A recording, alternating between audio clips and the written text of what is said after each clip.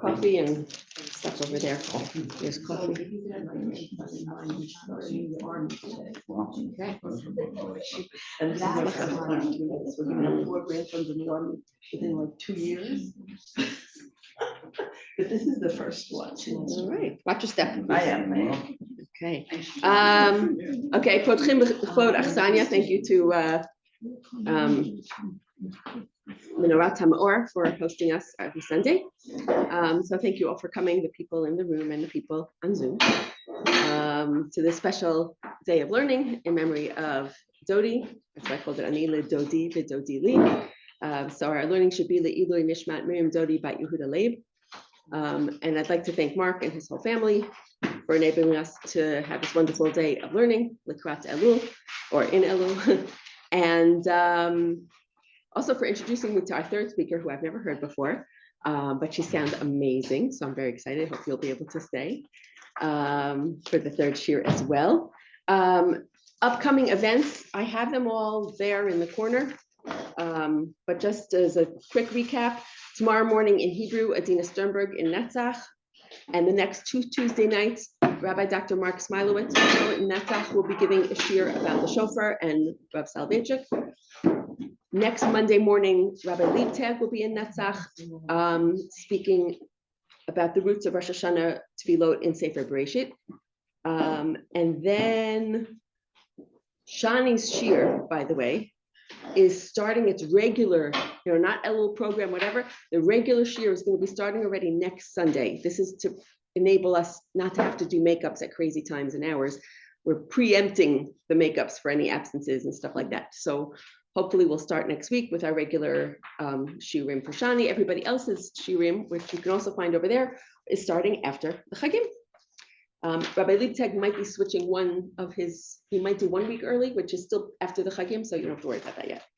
And that's it. We'll have, by the way, between Rosh Hashanah and Yom Kippur, we're going to have Rabbi Shlomo Katz come do as part of our monthly Tefillah series.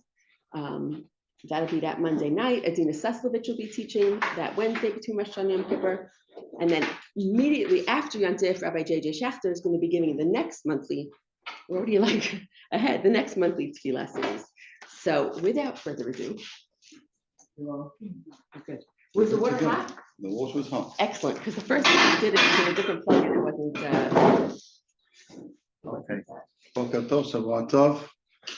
It's a great privilege to be here, great privilege to have Mark here, great privilege to speak at an event commemorating a very, very special person who I was privileged to know, Dodi, who taught many so much and whose very personality radiated and whose faith inspires us till today.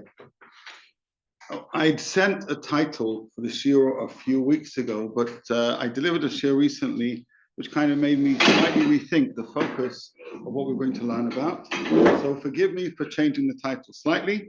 So the title here is Ellul, Self-Searching and Self-Believing. There are handouts at the ends of each of those desks. If you don't yet have, please feel free to take.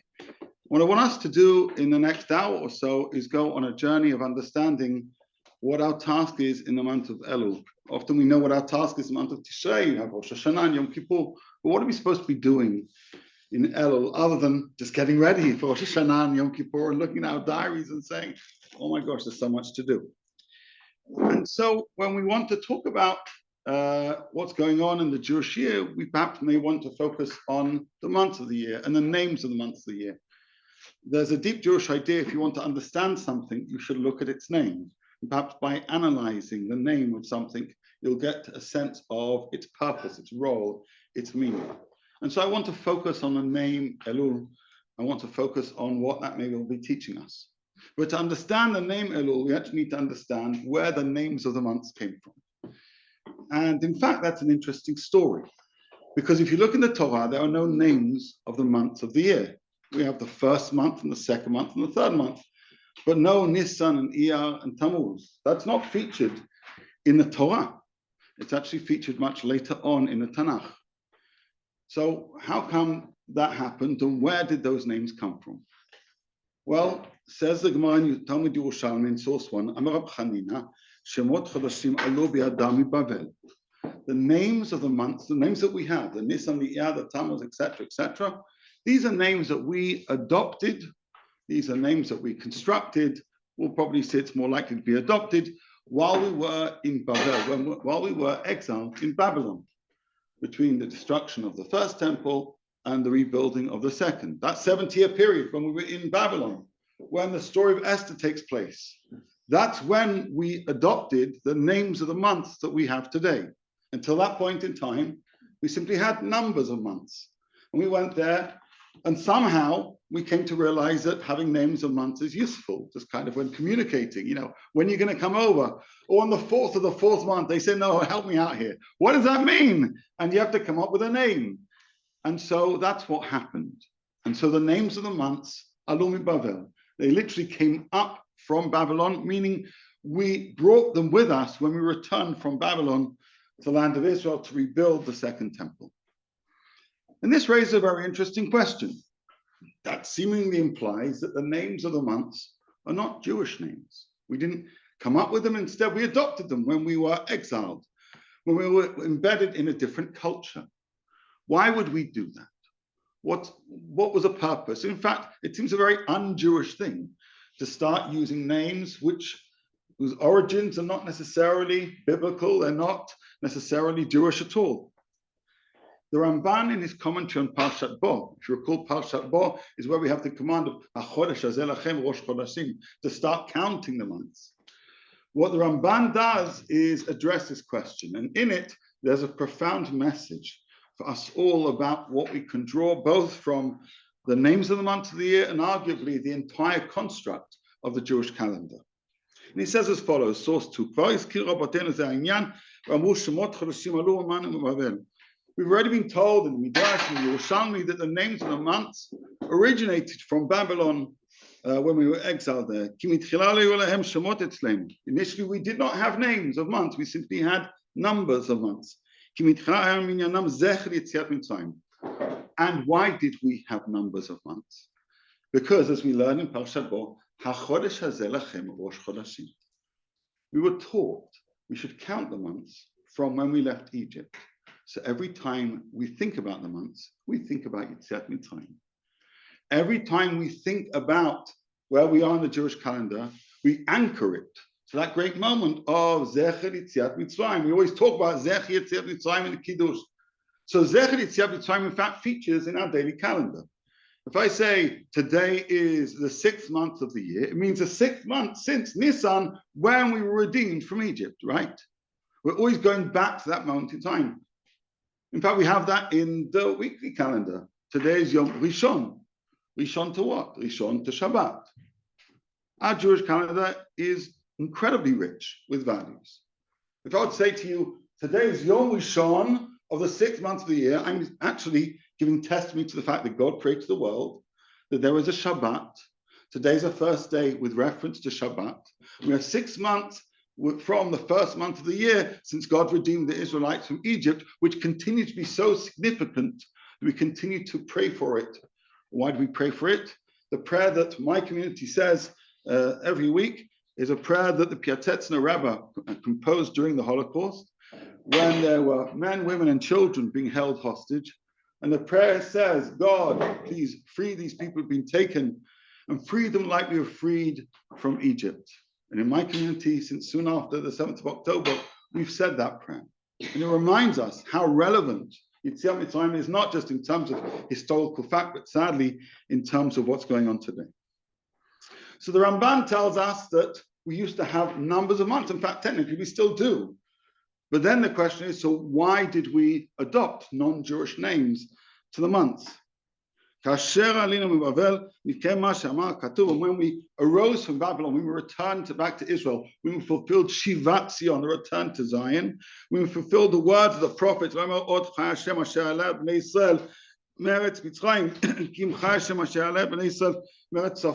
we didn't just come up from Egypt, we actually came up from other places too. It's a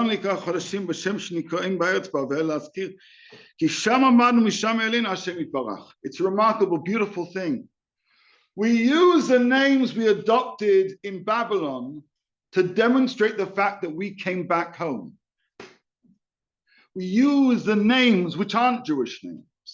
The Nisan, the Iyar, the Sivan, the Tammuz, which we adopted when we were Galut, when we came back home, to say there have been times when Jews have been kicked out of their home, and yet they were able to come back home. And this is evidence of the fact that we were there, and this is evidence that we're back here. The names of the months are expressive of the concept of hope, the desire to return. They're expressive of the concept of Shivat Zion that happened when we came back to build the second temple, which of course happened 100 years ago. We are sitting here in the land of Israel. We're an expression of Shivat Zion. And the very fact that our sages felt right to adopt the names of the months from Babylon and to hold on to them in order to express that story of return, kept hope in our hearts for the 2,000 years when we weren't here in Israel, when we were in Russia, when we were Hungary, Lithuania, when we were here, there, and everywhere. What would we do? We'd look at the Jewish calendar and we'd say, today is the first day of the week, which reminds us that there's a God who created the world, who runs the world. We'd remember the number of the month, which remind us that God redeems people from captivity. And we would look at the name of the month, we'd say, the names of the months came up from Babylon, which teaches us that we will come back up home. These are Persian names. And how do we know this? If you open a Tanakh, the only books of Tanakh which make reference to the names of the months, the ones that we are familiar with, are the books written at the time of Galut Bavel. The books here he mentions, Zechariah, Ezra, Nehemiah, Megillat Esther. Those books written in that period, you find all of a sudden the names being mentioned. In no other book in Tanakh do you find that. And there's a simple reason, because that's when the names were introduced. That's when we chose to adopt these Persian names. That's when we said, hey, Nisan seems like a nice name for this month. Let's go with it. And we continue to use it to express that hope for return. We don't need to read more of the Ramban, that's the main point. It's a beautiful thing. If you weren't aware of that Ramban, it changes the way you just look at a calendar. If you are aware of the Ramban, it's good chizuk to go over important teachings. Know that when you look at the Gregorian calendar, today is Sunday, I don't know what day it is, what, it's 13th or September, 12th or 15th, the mortgage goes up. So anyway, today is, as a credit card. Today is even worse. Today is the 15th, Sunday, the 15th of September. What does that mean to me? Garnished. 2024, in principle, it's dating back to when they thought Jesus was born. He was actually born, 6 or 4 before the Common Era. Meaning, in terms of my values, it means zilch. It's handy. And the post can discuss whether you can make reference to a Gregorian calendar, and they simply say, yeah, because most people don't even know what they mean. But it's a meaningless, date of reference, other than the fact I can function in society and I can say, let's meet on Tuesday, the 12th of February. Okay. It's functional. But the Jewish calendar, it wasn't functional. The Jewish calendar is us. The Jewish calendar is a story of the Jewish people. And we need to understand that. And I remember when I made Aliyah, and I checked with the bank, I should have known it. I said, I can write checks using the Hebrew date. They said, yeah.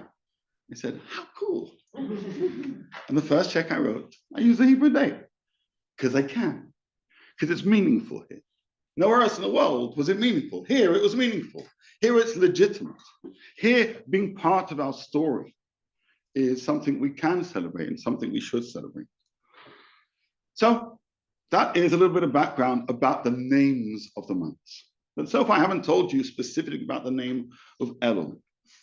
Because if this is the case, it seems to be that the names may even be arbitrary. The fact that they came from Babylon, that's the message. The actual meaning of Nisan and Iyar and Sivan, I don't know, maybe they just kind of were random names that the rabbis liked at the time. Who knows what they mean, maybe circle or square. But in fact, there have been those who've tried to make sense of the names, find deeper meaning. And we're going to try and do that today. And to do that, we're going to go somewhere which seems a little bit left field, which is Parshat Shlach Lecha. Shlach Lecha we don't read in Ellul. Shlach Lecha, the story of the spies, doesn't seem to have much to do with Rosh Hashanah and Yom Kippur. What I hope to teach you is Parshat Shlach Lecha is how we learn how to live through Ellul. Parshat Shlach Lecha gives us a guide to make sense of our responsibilities towards ourselves and others during the month of Ellul. So let's have a look at source 3. ידבר השם אל משה לאמור, שלח לך אנשים ועטו את ארץ כנען אשר אני נותן לבני ישראל, איש אחד למטה אבותיו שישלח את כל נשיא בהם. God says to Moses, send Meraglim, send spies to the land of Israel, each from each tribe, and they shall basically fulfill this mission of touring out the land of Israel. The Atur means to tour around the land of Israel, and to make sense of, because they were worried, are we able to conquest the land of Israel? They were worried whether they were able to fulfill the blessings and the promises of God about the Jewish nation coming into the land of Israel. There was concern. So after all this pressure, and we read about it in Parashat Dvarim, God says to Moshe, tell them, send the spies, and this is what they should do. But the word here, Viatur, is interesting because you may well know that there's an ancient Aramaic translation of the Torah called Onkelos, and that translation often gives some kind of commentary. Truth is, every translation is itself a form of commentary. But because Onkelos is an ancient translation, we pay attention to his commentary even more. So if you look at source 4, we have the translation in Aramaic of the verses we have in source 3. Right? And God says to Moses, saying, okay, Shlach lecha guvrin, gever means men here, anashim. So send men. V'yalalun yat ara di Canaan. V'yalalun seems to be the translation of the word Viatur. The word V'yalalun, its shoresh, its root is aleph lamed lamed. Alal or Ellul. The word V'yalalun is the translation of to tour, to scout out. I don't quite say to be a spy, it's not quite l'ragel, but to tour and to scout out. Now this connection of V'yalalun being the translation of Viatur was first noted by Yisrael Isserlein, the author of the Trumat HaDeshem, a posek, the 1400s, really important one. And he writes as follows, this note in the Sefer Leket Yosha, Rosh Chodesh Ellul ve'elech. From Rosh Chodesh Ellul and onwards, Yatchil v'zrizut v'zirut. A person should continue with enthusiasm, but also with wariness. Because when you're in Ellul, you're within the 30 days before Yom Adin, before Rosh Hashanah. And we blow the shofar in order to wake us up and warn us to do tshuva, so that we find merit for ourselves ahead of the day of judgment. And then he ends and he says, Ellul milashon v'yalalun tagun shel Viatur.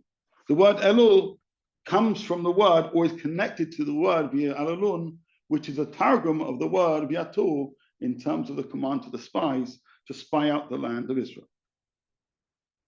Okay, well, this is interesting. We said that the concept of the names of the months teach us hope. The actual names came from Babylon. We didn't necessarily say we knew the meaning of the names of the months. And here we're looking at a commentary which says that the meaning of the name of the month of Ellul means to tour, to scout out. So how does this apply? What does this do in terms of our avodah in Ellul? And this is going to hopefully be a conversation. I want to hear from you in a few minutes. But I want to quote to you from Rav Shlomo Zalman Auerbach, who loved this idea, who was deeply inspired by this idea. We find in the Sefer Anichot Shlomo, Magra b'fumi ad Rabbeinu, something that Rav Shlomo Zalman Auerbach used to love to say. I guess every year he'd say this, not just once or twice, but many times. B'chodesh Ellul. Ki shem ha-chodesh moreh al inyano. The name of a month talks about its purpose, its function, its meaning, its mission. The names of the months came up with us when we returned back from Babylon. And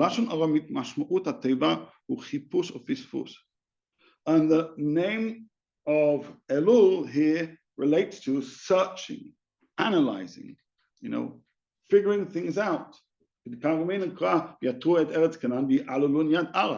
As the Targum explains, V'yatu et haaretz is understood to mean V'ya'alalun et ara. And this is the function of the month of Ellul.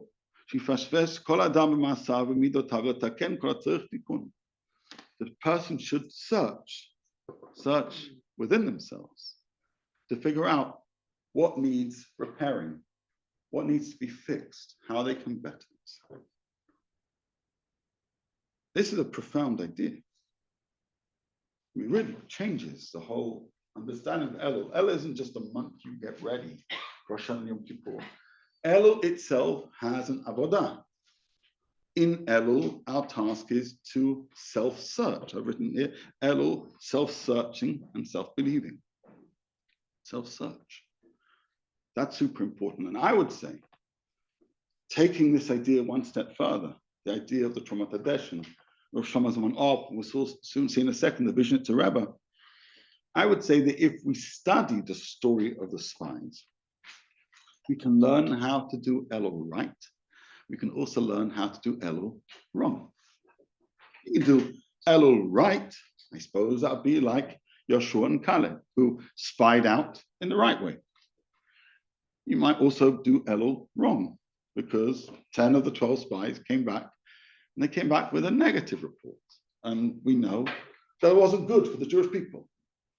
There's a way of doing this self-searching correctly. There's a way of looking in the wrong way and reaching the wrong conclusions. Now, you may have seen in the Leket Yosha, he referred to how Ellul is 30 days before Rosh Hashanah. But in fact, there's a deeper connection. If you look in source 7,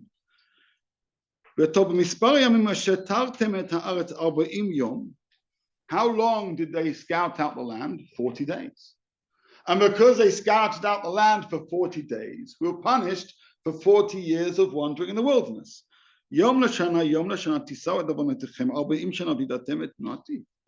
Because of those 40 days, you will have to now wander for 40 years. What's the 40 days in our case? From Rosh Chodesh Ellul till the end of Yom Kippur is 40 days. That's a significant number. Those 40 days correlate to the 40 days of searching. It doesn't end at Rosh Hashanah. Some people say it doesn't end at Yom Kippur, and maybe there's some kind of continued process to Rosh Hashanah Rabbah. But in terms of classic rabbinic sources, Yom Kippur is a chatima. Those 40 days. That's when we're being scouts to ourselves. That's when we're reenacting the command of Shlach Lecha Anashim. But not to scout out a land, instead to scout out ourselves. And this is the Lashon of the Rebbe Visions. The vision to Rebbe. Have a look at source 8. This is a powerful phrase. In the month of Ellul, a person has to tour themselves, scout themselves, search themselves. That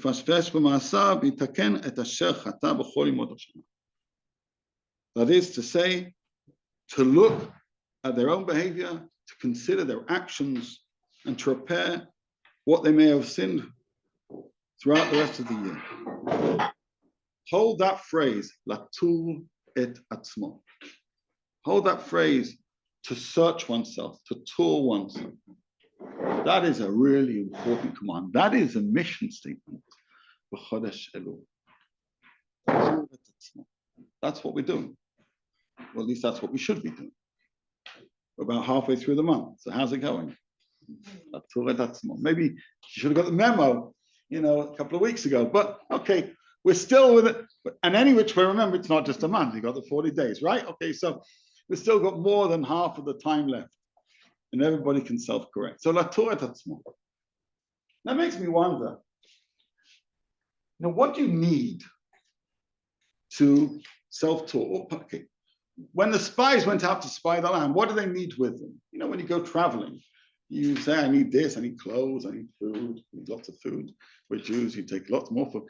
There's been a lot of us with kids going off in different places, soldiers, grandchildren going off to serve, may they be well. When you pack them up, what do they need to do that tour? Well, in the same respect, what do we need to do our Torah? I mean, obviously daily needs, but that's not the question. Here we're talking about a spiritual search. What are the tools that we need to fulfill that spiritual search? What are the tools we need in order to do it right and not wrong? Because as we know from the story of the Meraglim, actually, it's quite possible to tour something and reach the wrong conclusions. What I want to do is now do a deep dive in the story of the Meraglim and then redirect its lessons to each one of us.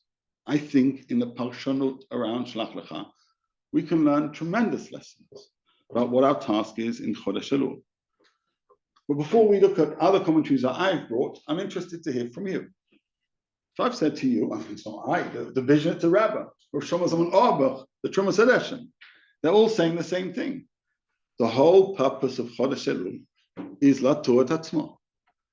So knowing what we know about the story of the spies, each of us know a little bit about the story of the spies, and thinking a little bit about Ellul, what do you think you should be doing? How are you thinking about that connection between that story and you and your own journey? Anyone want to share? I'm curious. What do you think you need to do that tour well? What comes to mind is the part where they say, that like, what are my weaknesses? And also, am I seeing myself as weak? Am I seeing someone else as weak to make myself feel better about what I'm doing? Meaning to approach myself from that angle, I think. Now you mentioned. Brilliant. I quote that pasuk on the next side. Can you just repeat it? Because I don't think it's loud enough for them. So soon into the story, we have this moment where the spies go back and give a negative report, at least the majority of them, and they said, we were like grasshoppers in their eyes, and so we were in our own eyes. And that means that the story of the spies talks about how we see ourselves. And how we see ourselves will have a great impact on how we see, our task. In that case, the task of asking ourselves, can we conquer the land? In this case, can we conquer ourselves? Okay, Obviously, but this year especially, it's a more profound search. I think people are naturally even searching themselves more in a way because like dilemmas like how can I help the war effort? How do I go? And you think how do I go and enjoy my life and go out to cafes, and yet how do I help the war effort? And there's always some tension and just thinking, how do I move on? How do I act in a situation? So I think the question is even more, it becomes, I think more people are thinking about it this year. I'll repeat only for those not here. Sorry? Okay. Which is, this year, a lot of us are asking deep questions about ourselves, about our behaviors, about what's appropriate, about what's not, about whether we're doing enough, whether we could be doing more, about whether we should be feeling guilty if we go out and have a coffee with a friend. A lot of us are asking those deep questions. By the way, sometimes we're asking ourselves too much, and we need to say, I'm doing great. But we'll get to that in a minute. But I agree, there is a lot of that muttering to ourselves. So sometimes self-talk for the good and sometimes self-talk for the less good. Perhaps. I was thinking, back to the Mirage of the text of the story.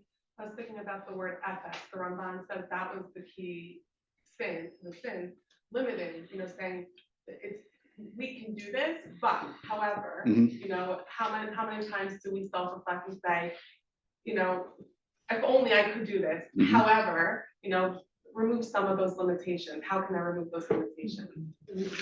I think it's great. And for those who are interested, there's a magnificent, and I say that word very rarely.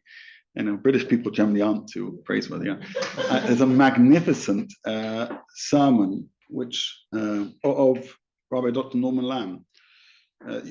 Some years ago, they uploaded all his sermons just as they typed, and then some have now since been transcribed. And there's a website where you can find. He delivered the sermon in 1962, and he explained the following: The vidui begins with aval anachnu ashamnu, and you focus on the word aval, because the word aval, but, is often the justification for aval. But God, what does He expect of me? How we use those kind of disclaimers, how we justify how we see things, how we justify what we do or what we don't do, those kind of expressions, avalu, etc., are integral to the whole self-searching program. And what Rabbi Lam does in that essay, and I'm happy to share it, is kind of say Rambam was a genius when he said the core text of Vidya includes that word aval, because part of the confession to God is asking ourselves how we use that word and how we explain to ourselves what we do when we do it. Any further thoughts, please? And just using Yoshua and Kalev as our model, seeing that our mission is to look for the good in ourselves and others, Absolutely. And just thinking about Yoshua and Kalev, in their journey, they recognize the need for chizuk, going to Maratha Pachpela, going, touring, but knowing that sometimes in order for me to see the good, I need to be inspired by good. I can't do it alone. We often think of Ellul as being a very lonely process, actually. It's funny, we come to Rosh Hashanah, often we pray in rooms which are filled with people, come to Yom Kippur, pray in rooms filled with people. The Ellul, we may spend time with people, but that introspection is often considered to be a very singular thing, a very private thing. But as we'll see in this final source in this handout, there's something slightly problematic about that. Because as Rav Soloveitchik says, Tshuva has a dual theme, both the private Tshuva and the collective Tshuva. And we need to know that sometimes we need others to help us see things better. Yoshua and Kalev understood that. That's evident from the Parshanut about the choices they made as they toured the land. Sometimes when we try and tour ourselves and we don't get chizuk from others, we reach the wrong conclusions. Any final thoughts on it? I was going to say something similar. I was just going to say the tefillah aspect of Yoshua and Kalev and the needing to be around people who are, going to support you. Maybe that's why they have vows before We need the people to help us. We definitely need people to help us. And again, we'll get to it, and it's something I very much want to stress, especially this year. Because though all of us are feeling things in a sense of togetherness, all of us are feeling different things separately. And if you've had a chance to have heart-to-heart with others, it generally has helped. It's not necessarily helped warfare, but it's helped you, and helping you helps warfare because it helps you feel that you can do whatever you can do with a greater sense of clarity, both about what you can bring, and also sometimes what you can't. You need to know our strengths, we need to know our weaknesses. And that too is a point we're going to get to. So let's continue our textual study of Parshat Shlach Lecha. And Rashi's first remark on Parshat Shlach Lecha already is significant. He says, this is source 9, Shlach Lecha Nash. Lama nismecha Parshat Meraglim and Parshat Miriam. We just learned the story of Miriam speaking Lashon Hara, and then we have the story of the Meraglim. לפי שלקתה על עסקי דיבה שדיברה באחיה, והרשעים הללו ראו ולא לקחו מוסר. She spoke Lashon Hara against Moshe Rabbeinu, and these people who were then to become the Meraglim should have seen that and paid attention to that, about how one shouldn't speak Lashon Hara. And yet they went, scouted out the land, and ultimately spoke Lashon Hara of sorts against Eretz Yisrael. That's kind of one way of reading Rashi. They should have learned that's not how we speak. Just before we get into this, there's an interesting diyun in the poskim about whether there's a concept and whether there's a prohibition of Lashon Hara about ourselves. What I mean by that is how we talk about ourselves to ourselves in a way which is diminishing, in a way which is deprecating.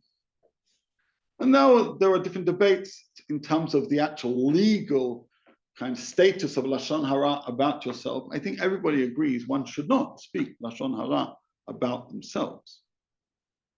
And yet I have a sense that most people do. most of us badmouth ourselves more than anybody else. If I'd ever speak to other people the way I speak to myself, I'd stop myself in an instant. But so many of us do speak Lashon Hara. We downplay ourselves. Often we criticize ourselves. Often we tell ourselves that we're stupid or whatever, this, that, and the other. The whole fault of the Meraglim was they were supposed to learn from Lashon Hara of Miriam, they didn't. They continue to speak Lashon Hara. And in terms of the journey of Latur et Atzmo, how we speak about ourselves is incredibly relevant. But let's now explore a little bit more about the connection between Miriam and the Meraglim. And forgive me because here I gave a similar shiur and quoted Soloveitchik in Hebrew. His idea is, his idea is found in his book, The Singularity of the Land of Israel, found in Reflections of the Rav. This is where I first saw this idea. Here I'm quoting the original Hebrew version. So I'll tell it to you both outside the text and we can see the text. Because it's a remarkable idea. I remember the first time I read that essay, I was like, wow. That was actually one of the first times I learned of Soloveitchik. It was like, now I get why people say he was cool. I get it. Okay. Neat. So he says, what's the connection between the Lashon Hara of Miriam and the Lashon Hara of the Meraglim? A core principle of faith is that Moshe was a unique prophet. He had capabilities that no other prophet had. As Chazal say, he had aspaklaria ha'me'ira. When God spoke, he heard every word without any background noise, without any confusion. He had a clear image, a clear sound. He had, HD quality, communication, him in God. All other prophets, actually, when God spoke to them, it was a little bit blurry. And so, principle of faith, one of the 13 principles of faith that Rambam lists is the uniqueness of Moshe as a prophet. Miriam judged her brother as if he was any other prophet. She spoke about him as if his decisions could be measured like any other person. And she's afflicted with Lashon Hara. Why? Because she didn't recognize the uniqueness and the singularity of Moshe as a person, especially as a prophet. That's what Chazal say.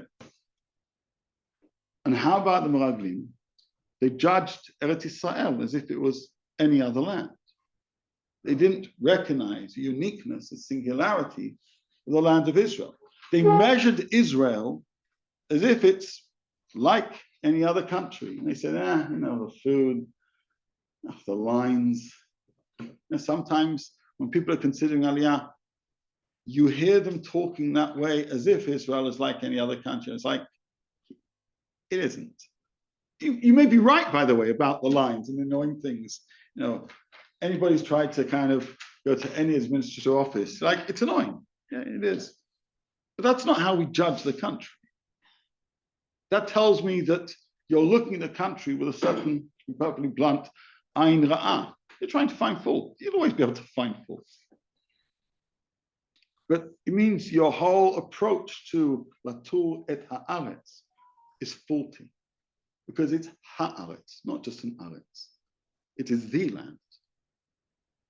And so Rav Soloveitchik explains the connection between the Dibat Miriam and Dibat Meraglim is the flaw, it's the error of not recognizing the uniqueness and the singularity of Moshe, the uniqueness and the singularity of Eretz Israel. Here he says, גדול חטאתם של התרים הייתה שהם ראו את אנשה של מרים על מנעם להכיר את ייחודה הסגולי של משה. She didn't recognize the uniqueness, the specialness of Moshe. אם ידעו כמו כן על מהותו הסגולית של עם ישראל, בכל זאת טרחו עיניהם לראות איכותה הסגולית של ארץ ישראל. And similarly, they were told the land of Israel is special, and yet basically they didn't look at the land of Israel with that sense of specialness, with that sense of uniqueness. Now, with this in mind, we learn a profound yesod about our mission, Latur et Atzmenu, to tour ourselves, which is, if you search yourself, if you judge yourself, and you overlook your uniqueness and your singularity, you already fall into the trap of continuing the ways of the 10 spies who came with a bad report. if you look at yourself and you don't celebrate what makes you special at that same time, you're already following the wrong path. You're doing Ellul wrong. You're doing Ellul wrong. I mean, it's quite clear. If that's the story we're supposed to learn in order to understand Ellul, and we know the consequences of those 10 spies, and Rashi says it there, and Rav Soloveitchik beautifully explains it. And it's based on the notion of not seeing the special. And we do that to ourselves, and we're doing the same thing. It's as if Rashi could add a line. They were supposed to learn from Miriam, and they didn't. And we were supposed to learn from them, and we didn't. We're supposed to learn Torah stories and learn from them, both of what to do and what not to do. If when we fulfill the mission of Latuat Atzmo, and we don't join with that, a recognition and a celebration of our uniqueness and our singularity, we automatically fail in that mission. That is to say, you can't go into Ellul without knowing yourself and what makes you radiate, what makes you shine, what makes you great. The person needs to know their strengths. We know our weaknesses, and we do need to pay attention to them in Ellul. But Ellul is where we figure out our weaknesses. But to go into Ellul, you need to go with the mabat, with the outlook of knowing your strengths, your uniquenesses. And there's a lovely line which is attributed both from Nachman of Breslov and the Lubavitcher Rebbe. It doesn't matter. If it's attributed to both, it's great, right? It says, you should celebrate your birthday because that celebrates the fact that God recognized, that God wanted you in the world. If you believe in God, you don't believe God's belief in you. You don't truly believe in God. If you believe that today is Sunday, which is the first day since Shabbat, which celebrates the creation of the world and creation of humanity, and you believe that humanity was created by God, which means you believe you're created by God. You don't believe that God really meant to create you. You don't really see your uniqueness, then you don't really believe in it. There's something missing in your belief. To understand what it means to believe includes understanding what it means to believe in ourselves. To believe that there's a reason why each of us exist. To believe in our uniqueness. It says in Mishnah, in Masechet Kiddushin, a person needs to be able to say, Bishvili nivra olam. For me, the world was created. Now, admittedly, Simcha Buni of Shitcha, he says, yeah, but it also says in the Torah, Anochi afar ve'efer, I am but dust and ashes. And he says that's why every person needs to have pockets. That's why, by the way, I'm a father of 5 daughters. Every dress needs to have pockets. That's a terrible thing. But everyone needs to have 2 pockets, right? And one says, Anochi afar ve'efer, and one says, Bishvili nivra olam. I'm but dust and ashes, and for me the world was created. And sometimes you need one, and sometimes you need the other. Unfortunately, too many of us have 1 pocket dresses.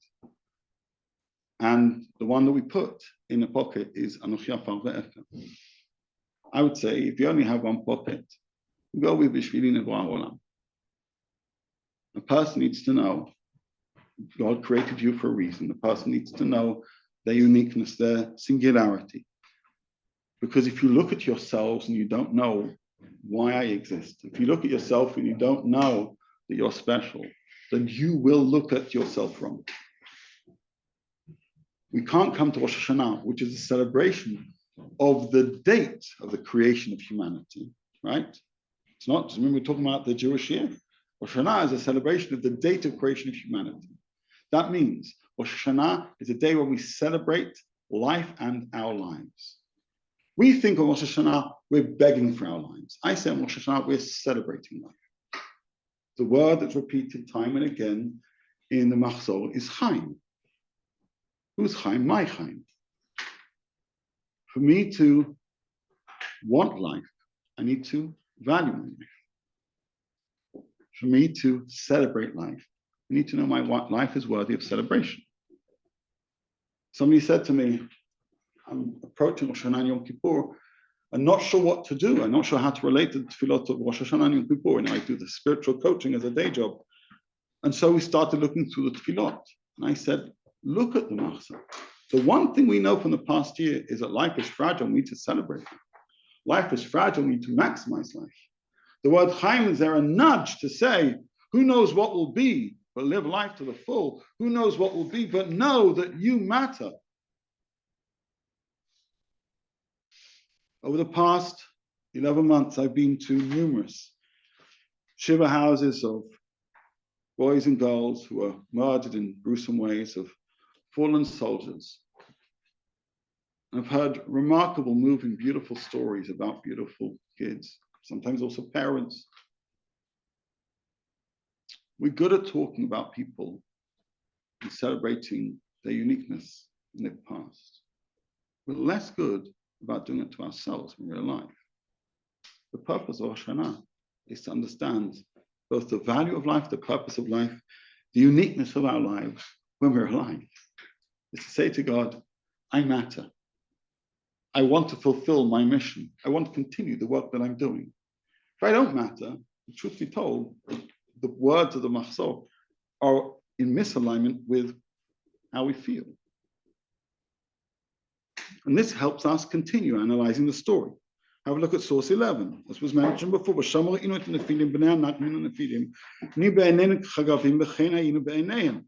is part of the fault of the Meraglim. We were like locusts, grasshoppers in their eyes, and so were we like grasshoppers in our own eyes. Okay? How we see ourselves is crucial. How we look at ourselves as being great is essential. You know, I'm a father of girls. I haven't had a Brit Milah of a son. But I love the words of the Brit Milah. And it's one that really inspires me. Zakatan gadol yeh. This small child, great they will be. Whenever I hear those words, it makes me smile. I'm an educator. I'm someone who believes in the potential of every person. Zakatan gadol yeh. Not gadol in terms of physically big, grow up, please God. Zakatan gadol yeh. They should be great. We say that about kids. We say to kids, you're great. And then as we get older, we start speaking Lashon Hara to ourselves. We say, you're not so great. Isn't it weird? My kid says to their sibling, you're not so great. I say, don't talk to her that way. How many times do I say those same words to myself and I don't tell myself them? Again, it's in Yan of Lashon Hara to ourselves. The story of the Meraglim is a critique of anybody who sees themselves not just as a grasshopper. You can be any other small animal, whatever. Feel free to choose a tortoise, whatever. But anybody who downplays themselves, that's indicative of somebody who's choosing the path of the 10 versus the 2. It's indicative of somebody who's doing Ellul wrong. But how do you look at your faults and not downgrade yourself? You look at your faults and you say they're faults. You know, Chazal are very clear. Focus, it's a sin, not a sinner. When the difference between, I gave a talk just last week, the difference between guilt and shame. It's an idea that Rabbi Sachs talks a lot about, and others too. And Brené Brown also has an important piece on this topic. Guilt is, I've done bad. Shame is, I am bad. Yeah. Judaism celebrates guilt. I do bad things. I'm bad in the grand scheme of making the wrong choices. Sometimes I make the wrong choices. Sometimes I don't talk as nice as I should. Sometimes I could do things better. There's no perfect person. The notion of guilt is focusing on the thing I did wrong. But in no way does that make me essentially bad. Because every morning I say, I believe in God. I believe in God, believe in me. I believe that I've been given a pure soul. I believe it's my job not to mess it up. And I believe, therefore, that I sometimes make choices which are wrong, but essentially people are good. Essentially people have choice. The worst is people have choice. The best is people have choice. We believe in choice. And we know sometimes people make the wrong choices, sometimes time after time after time, to the point that they have a chazakah of being a rasha because they made so many bad choices. But ultimately, there's still a person with a neshama who continues to make bad choices. We believe in the essential goodness of humanity. Because God created that being, and God is good. If God is good, they too can be. And that distinction is crucial, because otherwise we slip into shaming, self-shaming. I am bad. That is totally out of sync with the Jewish ethics. That is what we call original sin. And to my mind, that's not what we believe in. You want to be a Christian, Bakasha. You want to be a Jew? You don't say I am bad. You say I did bad. That's the difference between our faith and ours. We don't say we're born evil. We don't say we're born somehow blighted. We say we're born good and we make choices. And we need to accept responsibility for them. We need to know at any moment, at any moment, we can do an about change. At any moment, we can say, maybe I should become different. Look at source 12, Tzadok. כשם שצריך אדם להאמין בהשם יתברך, כך צריך אחר כך להאמין בעצמו. You got to believe in God, and you got to believe in yourself. A believer in God has a duty to believe in themselves. Is that clear? I mean, you can't believe in the first commandment and not believe in yourself, because then you're not believing in God's choices. Real belief. Rav Kook discusses this even further. אדם צריך להאמין בחייו, להאמין בכוחו, החומרים בכוחו המוסרי יחד. אמונה הוא כולל את הכל, כמו אהבה. אמונה בחיים היא ברכת השם, כמו שאי אמונה היא הכלל היותר איומה, לא תאמין בחייך. כשאדם מאמין בחייו הרוחניים, הוא מוצא כוח רוח בעמל ונפשו, הוא הולך ומתעלה. I'll just translate the last line. When a person believes in their spiritual life, in their capabilities, in who they are and what they can do, they're able to find strength. They're able to find purpose in all that they do. They're able to grow. They're able to become better. You can't grow if you don't believe in yourself. Instead, you speak yourself down, and down literally, religiously, literally spiritually, literally emotionally, literally psychologically. You talk yourself up. And that's why התשובה הראשית שהיא נראית מחשבים מיד הוא שישוב האדם אל עצמו אל שורש נשמתו ומיד ישוב אל אלוקים. True תשובה is return to self. Return to self in as much as return to the recognition that you are a divine being. God created you in God's image. God chose that you exist with your strengths and with your weaknesses, where there is a reason why you exist. And you need to celebrate your uniqueness, and you need to work on your challenges. That's our task, that's our mission. There's a problem though, because we quote Rav Tzadok, you've got to believe in yourself. Rav Kook says something similar, we saw. There is a Mishnah in Pirkei Avot. Hillel Omer, Al tifrosh min hatzibur, do not separate yourself from the community. And don't believe in yourself till the day you die. Well, that seems to be in direct contradiction to Rav Tzadok HaKohen's statement. He says, you got to believe in yourself. His words are, צריך אחר כך להאמין בעצמו. It says, בפרקי אבות, אל תאמין בעצמך. We call this a stira, a contradiction. Am I supposed to believe in myself? Am I not? Perhaps we need the Eitzah of Simcha Bunim, believing in yourself, Bishvili Nivra Haolam, and also Anochi Afal Be'efer. I need both those messages, right? Rabbeinu Yonah has one approach to this Mishnah, which I think is helpful. He says this applies to both piety and faith. Even if you have the right measure of faith. Lo tiyeh tzaddik b'einecha. Don't think yourself as being a tzaddik. There's a difference between, by the way, believing in yourself and thinking that you are the most righteous. Lo tamar kama yamim lo parati lo aven hechrati et yitzri v'ani yachol alav notzech oto. Don't say, over the past few days, I've beat my Yetzer Hara. Basically, I see myself as like as a winner, as a perpetual winner against my Yetzer Hara. Because the Yetzer Hara is this funny thing that just as we are Amanetzach, so too is a kochot of the Yetzer Hara.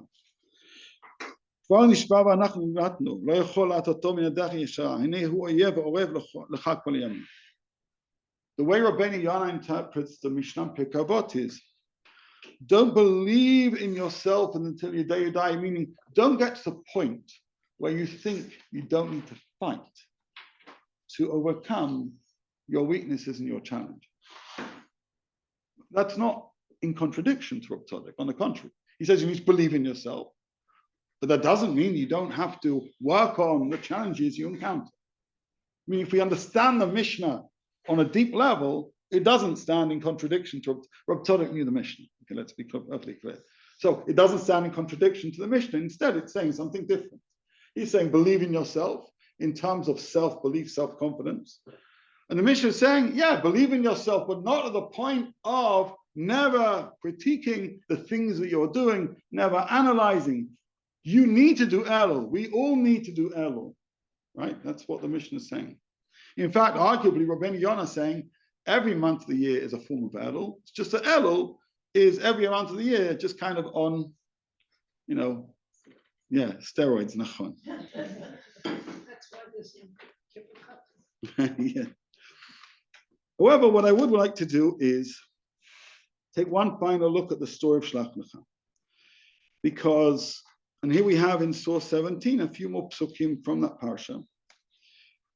And then, when we listen to what was the command of the spies, we are told as follows. Okay, we have it here. Right, and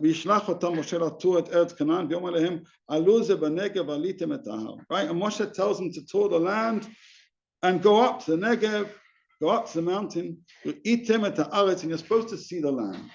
Mahi, what is the land like? Are the people who live there, those who are strong, those who are weak? Are they few or are they numerous? And how is the land where it dwells? Is it good or is it bad? And are the cities which it dwells, are they open or are they fortified? And how is the land? Is it fertile or is it lean? And are there trees in it or not? Etc., etc. Just think about the detail that Moshe brings. He wants people to think about these contrasts, strong or weak, fertile or not. I mean, the journey that we need to go through in Chodesh Elul, Latoret Atzmo, it needs to come with a recognition of our strength, of our uniqueness, of our singularity. That's absolute. Otherwise, we're already doomed from the outset. But in terms of the actual work, which is real actual work, we're being told this. Rather than talking about the landscape of the land of Israel, it's talking about the landscape of our soul. Right? Is it strong or is it weak? Is it fortified or is it readily accessible to bad stuff? Is there growth or is there not? That's what Chodesh Elul up to Yom Kippur is about. Soul searching, literally. You need to understand the topography of your soul, the topography of your spiritual life. How am I actually doing? Do I think I'm strong in areas or weak? Well, if I'm weak, I need to strengthen them. That's what you should be doing. Often people check their mezuzahs in Chodesh Elul. The whole point of Chodesh Elul is not just to check what's inside a box on a door, it's to check what's inside the heart, what's inside the soul. Check how that's going. It's hard. It's much harder. It's much harder, right? But that's the task. But it needs to come with a sense of self-belief. It needs to come with a sense of self-worth. It needs to come not with us saying, I saw myself as a grasshopper, I'm a nobody, but also, it needs to come with a recognition that God wants me to succeed. God wants to give me more life, spiritual life, physical life, all forms of life. God celebrates my life. God wills me to achieve all I can in my life.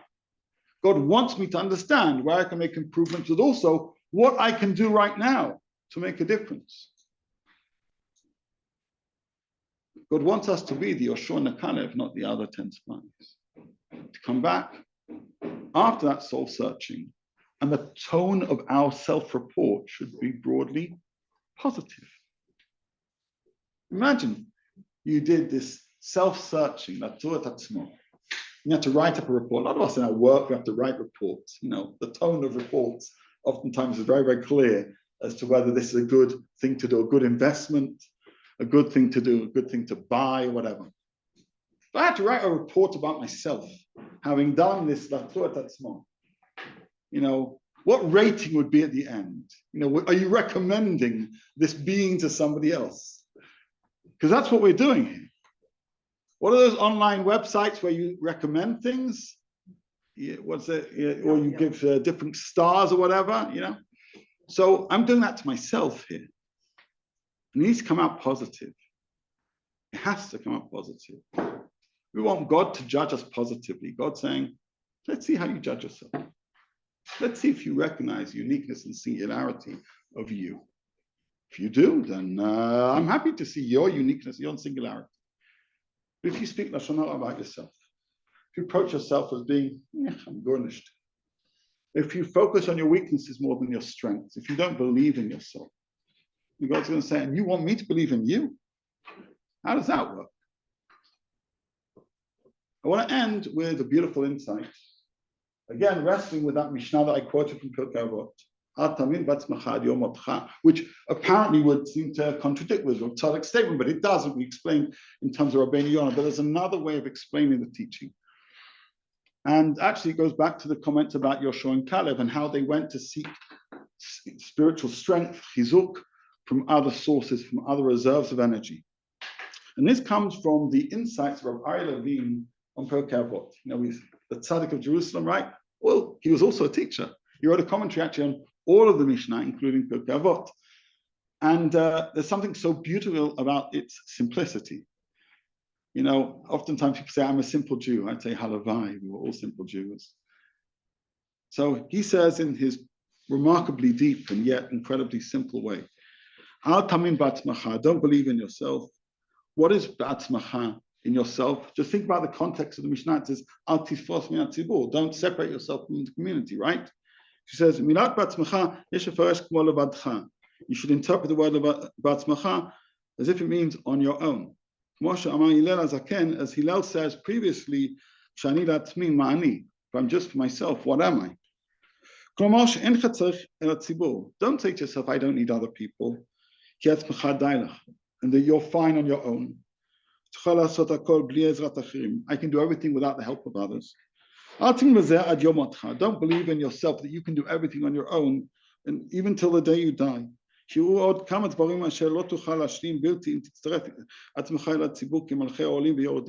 Even the angels worked in teams, basically. Even rich people fall on tough times and need other people. Don't separate yourself from them. One of the Gemara the Rabbi Sachs used to love to quote is found in Masechet Brachot, where it says, a prisoner can't release themselves from prison. Tshuva and the work that we do in Chodesh Ellul often is very private. We wrestle with ourselves. But the message of Rabbi Aryeh Levine is sometimes there are things you can't do alone. You need the chizuk of other people, the encouragement of other people. If you hear yourself talking yourself down, call a friend and say, tell me something good about me. I need to hear it. Because you need that. Imagine those other 10 spies did that. Imagine they had, WhatsApp and everything.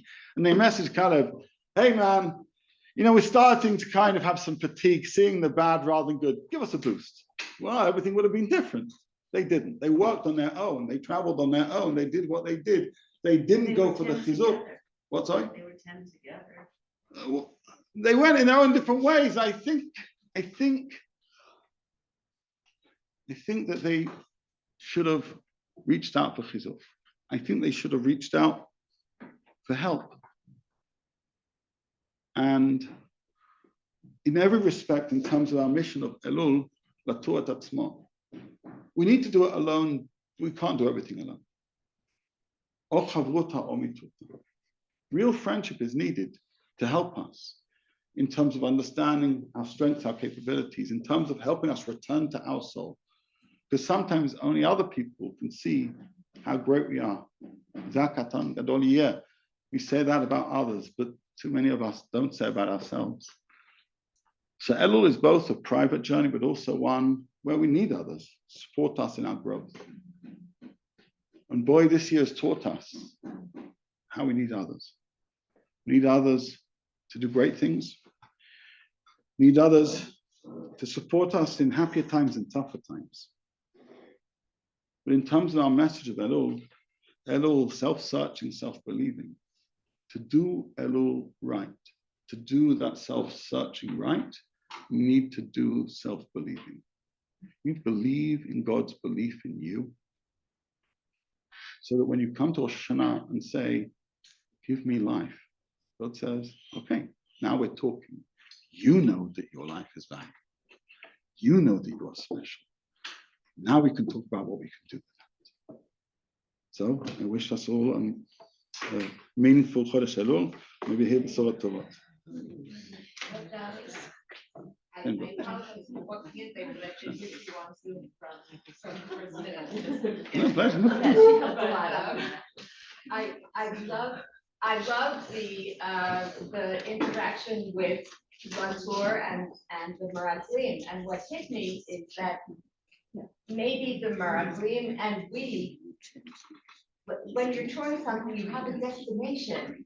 Maybe the Meraglim needed the destination of wanting to come out with a positive outcome and wanting to be able to say something good. And that's what you're teaching us, is that our destination should be to believe in ourselves.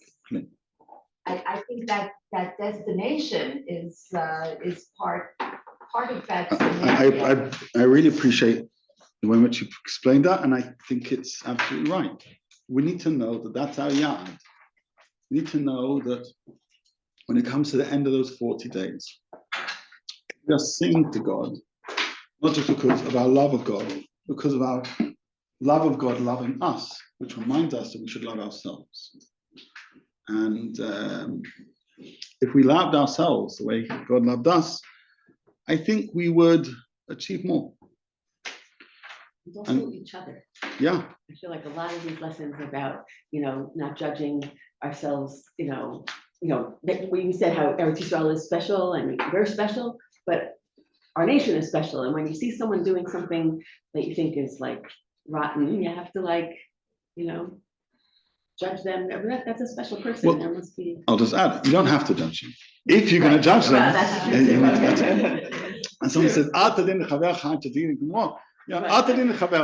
if you're going to be judging somebody, then here are the conditions, right? So relate to them. Relate to them as if they're a special person. I just wanted to ask, sorry, I didn't understand something when we were talking about, Rav Soloveitchik spoke about Miriam, and whatever. I understand about the Meragli not having belief in the nation, etc. But I thought, like with Miriam, her problem was not understanding Moshe's uniqueness. How does, but the Rav says that, puts it together that she also didn't understand the uniqueness of the Yehudi. So I don't understand. I didn't. Well, again, I'll happily send you the fuller version, which is really, really worthy of reading, especially given our work for Chodesh Ellul.